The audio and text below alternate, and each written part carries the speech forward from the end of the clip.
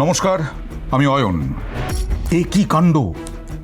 টলিউডে এরকম দুর্নীতিরাজ, টলিউডে এরকম গুন্ডারাজ, টলিউডে এরকম তোলাবাজি, দুর্নীতি, স্বজন পোষণ। হ্যাঁ, আমরা পালা বদলের আগেও বহুবার এই স্বরূপ বিশ্বাসকে নিয়ে প্রতিবাদ, বিরোধিতা, এই সমস্ত কিছু দেখেছি। কিন্তু পালা বদলের পর যেন আগের শাসক দলের ভয়াবহ দুর্নীতি, ভয়াবহ তোলাবাজি জেলায় জেলায় চোখে পড়ছে, উঠে আসছে, মানুষের সামনে উঠে আসছে। মানুষের চোখের সামনে পরিষ্কার দেখা যাচ্ছে কিভাবে দুর্নীতি করে গেছে আগের শাসক দলের নেতৃত্ব, একেবারে তৃণমূল স্তর থেকে। টলিউডও সেখান থেকে একেবারে ব্যতিক্রম নয়। 2014 সাল থেকে স্বরূপ বিশ্বাসের এন্ট্রি, আর এই স্বরূপ বিশ্বাস 12 বছর 2026-এর পালা বদলের আগে পর্যন্ত গুন্ডারাজ চালিয়েছেন, তোলাবাজি করেছেন, দুর্নীতি করেছেন, ভুরি ভুরি অভিযোগ। ভাবা যায়, যেখানে শিল্পের আখড়া, যেখানে ডিরেক্টর, চলচ্চিত্র পরিচালক, technicians, makeup artist, hair stylish, তারা এক একটা চরিত্র ফুটিয়ে তুলবেন, আমাদেরকে উপহার দেবেন দারুণ দারুণ সিনেমা, সেইখানে তোলাবাজি। বারবার অভিযোগ আসছে যে পরিচালকদের কাছ থেকে টাকা আদায় করা হয়েছে। বারবার অভিযোগ আসছে একজন মেকআপ আর্টিস্ট যদি দিনে 3000 টাকা যদি রোজগার করেন, তাহলে তাকে দিতে হতো 600 টাকা। ফেডারেশনের নামে টাকা তুলে পকেটে যেত স্বরূপ বিশ্বাস এবং তার সঙ্গে যে আঁতাত বেশ কয়েকজনের, পিয়া সেনগুপ্তর নাম উঠে আসছে, আরও বেশ কিছু নাম উঠে আসছে, সে তাদের পকেটে। যেখানে দক্ষিণী সিনেমা, তেলুগু, মালায়ালি এবং তামিল, এই সমস্ত সিনেমা এখন বলিউডকেও হার মানাচ্ছে, সেইখানে টলিউড বাংলায় এত মেধা থাকতেও, বাংলায় এত শিল্পী থাকতেও এই রকমভাবে আমরা গ্রাফটা একেবারে পাহাড় থেকে সমুদ্রে গিয়ে ভেসে গেছে টলিউড, শুধুমাত্র এই স্বরূপ বিশ্বাসের জন্য। স্বরূপ বিশ্বাস কি করে এত বড় দাপট হলো তার? আসলে তো আগের শাসক দলের একেবারে নেত্রীর নাম উঠে আসছে, সমস্ত কিছু হয়েছে, প্রতিবাদ হয়েছে, ধর্মঘট হয়েছে টলিউডে, তারপরে আবার বৈঠক হয়েছে, কখনো নবান্নে হয়েছে, কখনো অন্যত্র হয়েছে, কিন্তু তারপরেও স্বরূপ বিশ্বাসকে সরানো হয়নি।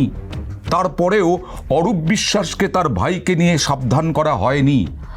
আজ এক মেকআপ আর্টিস্ট, তিনি অভিযোগ দায়ের করতে সাহস পেয়েছেন। 20 মে রুদ্রনীল ঘোষের সামনে, রুদ্রনীল ঘোষ, পাপিয়া অধিকারী, তাঁদের সামনে, রূপা গঙ্গোপাধ্যায়, তাঁদের সামনে এই মহিলা হাউ হাউ করে কেঁদেছিলেন।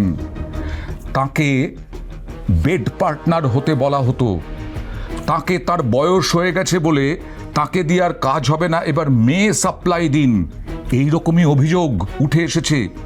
শ্লীলতাহানি, আগ্নেয়াস্ত্র দেখিয়ে হুমকি, এই সবে মিলে স্বরূপ বিশ্বাস পালা বদলের পরে গ্রেফতার হলেন। 2017 থেকেই ব্যান হয়ে রয়েছে, আমাকে কাজ দেয়াই হতো না। কেন? স্বরূপ বিশ্বাসের পছন্দদার লোক হতে হবে, স্বরূপ বিশ্বাসের বেড পার্টনার হতে হবে। কিন্তু তারপরে ঝাঁকে ঝাঁকে যে অভিযোগ উঠে আসছে তা ভয়ঙ্কর। রুদ্রনীল ঘোষ, হ্যাঁ, অনেকে বলেন পাল্টিবাজ। রুদ্রনীল ঘোষ আগে বাম, তারপরে তৃণমূলে ছিলেন, তারপরে বিজেপিতে, কিন্তু তা বলে তো তার শিল্পী সত্তা, শিল্প সত্তা, এটা তো নষ্ট হওয়ার নয়। রুদ্রনীল ঘোষ, তাকে অজয় দেবগন অফার দেন, তাকে কে মেনন অফার দেন, তাকে সলমান খান অফার দেন। জাতীয় ক্ষেত্রে অবদান রেখেছেন রুদ্রনীল ঘোষ। রুদ্রনীল ঘোষের অভিনয় প্রশংসাযোগ্য, প্রশংসা করেন না এরকম একটা মানুষও খুঁজে পাওয়া যাবে না।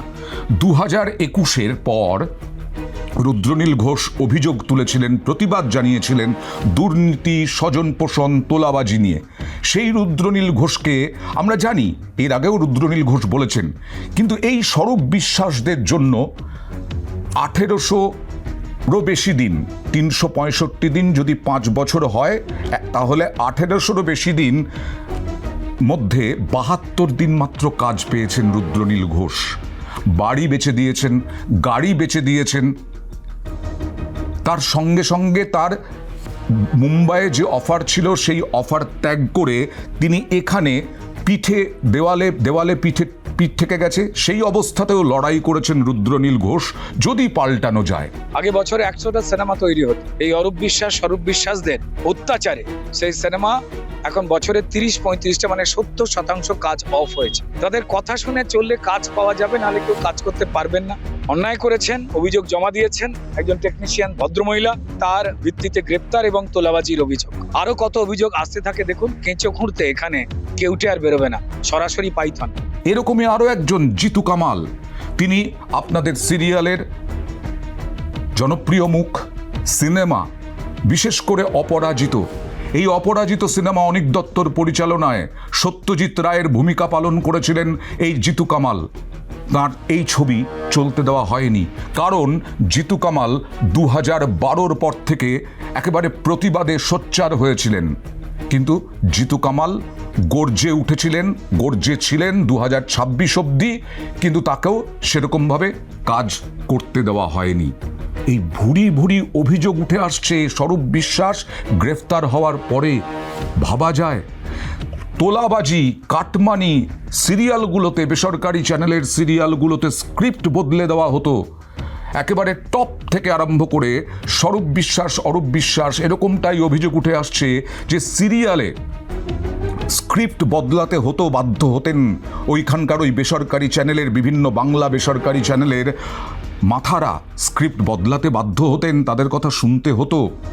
আর এই যে কলাকুশলীরা, মেকআপ আর্টিস্ট, হেয়ার স্টাইলিশ বা অভিনেতা অভিনেত্রী বা টেকনিশিয়ানস যারা, তারা তোলা না দিলে পরে, স্বরূপ বিশ্বাসের গড্ডালিকা প্রবাহে না ভাসালে পরে নিজেকে, তাদেরকে বয়কট করা হতো, তাদেরকে খুনের হুমকি পর্যন্ত দেওয়া হতো।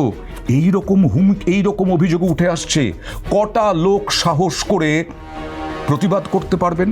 কারণ তাদের তো পেটের সমস্যা আছে, কারণ পেট চালাতে হবে। আরও হয়তো 4টে সদস্য রয়েছেন পরিবারের, তার পরিবারের, তাদের পেট চালাতে হবে। তাহলে প্রতিবাদটা করবেন কিভাবে? এ তো চাকরি করার মতোই অবস্থা।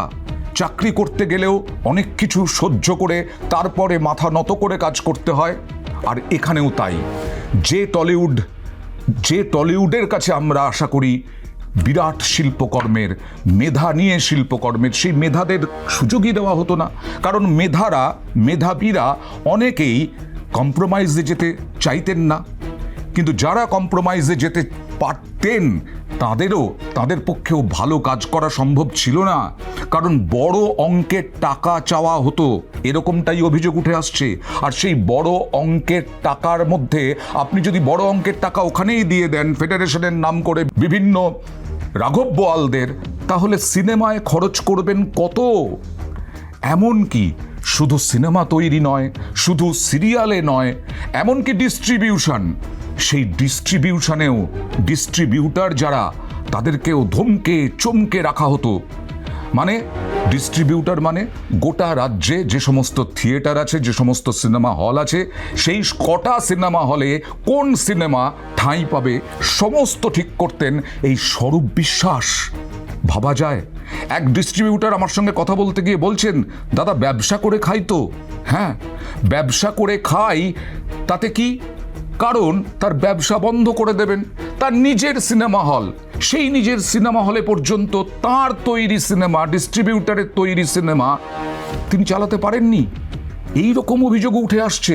আমাকে উনি ডিকটেট করছেন, মানে আমার এতটাই খারাপ লেগেছিল যে আমার সিনেমা হল, আমি ডিস্ট্রিবিউট করছি, সেই সিনেমাটাকে আমি কোথায় চাইছি সেটা আমি চালাতে পারছি না। এ কোন রাজ্যে বাস করছি আমি?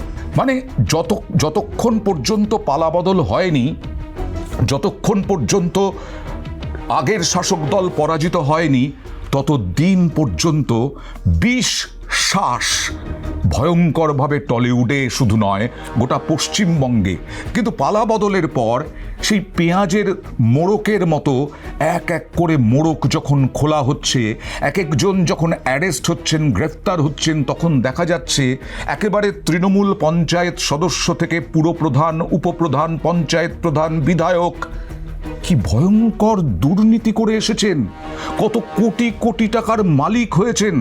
আজকে টলিউড থেকে শুধুমাত্র স্বরূপ বিশ্বাসী কয়েক হাজার কোটির মালিক হয়েছেন বলে জানা যাচ্ছে। অরূপ বিশ্বাস, স্বরূপ বিশ্বাস, এই দুই ভাইয়ের ভাইফোঁটায় বহু মানুষ গিয়েছেন, বহু অভিনেতা অভিনেত্রী গিয়েছেন। অনেকে অভিযোগ করছেন তোষামতি ছিল অনেক অভিনেতা অভিনেত্রীর, অনেক টেকনিশিয়ানসের। সত্যি তো তোষামতি তো থাকবেই, কারণ কটা লোক ওই রকমভাবে কাজ না করে খেতে পারবেন।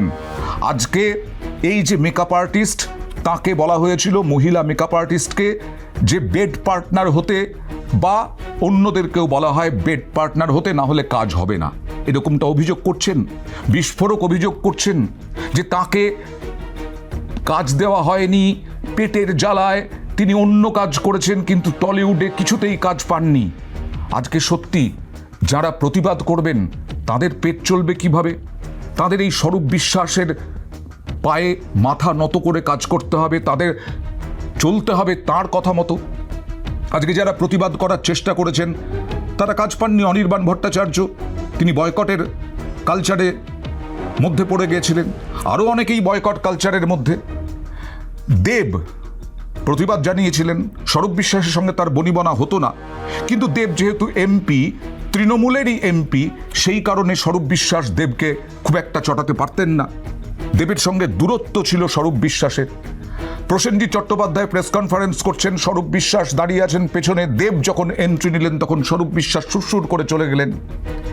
এই অবস্থা, ভয়ঙ্কর দুর্নীতি, ভয়ঙ্কর তোলাবাজি, ভয়ঙ্কর কাটমানি, ভয়ঙ্কর হুমকি হুঁশিয়ারি সমাজের প্রতিটি ক্ষেত্রে একেবারে প্রথিত করে গেছে আগের শাসক দল। এটা একদম পরিষ্কার, কারণ আমরাই দেখতে পাচ্ছি চোখের সামনে, আর টলিউডও তার ব্যতিক্রম নয়। এখন দেখার স্বরূপ বিশ্বাসের সঙ্গে সঙ্গে আর কারা কারা পুলিশের নজরে পড়েন এবং তাদের বিরুদ্ধে কতটা দ্রুত পদক্ষেপ করে পুলিশ।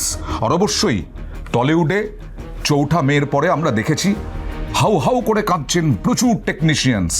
তারা বুক দম বন্ধ করেছিলেন এতদিন পরে অক্সিজেন নেওয়ার মতো সুযোগ পেয়েছেন। টলিউডও আগামী দিনে অক্সিজেন পাক, আমরাও দক্ষিণী সিনেমাগুলোর সঙ্গে লড়াই করে প্রতিযোগিতায় উঠে আসি, আমরাও ভালো ভালো শিল্পকর্ম পাই। এটাই তো আমাদের আশা প্রত্যাশা নতুন সরকারের কাছে।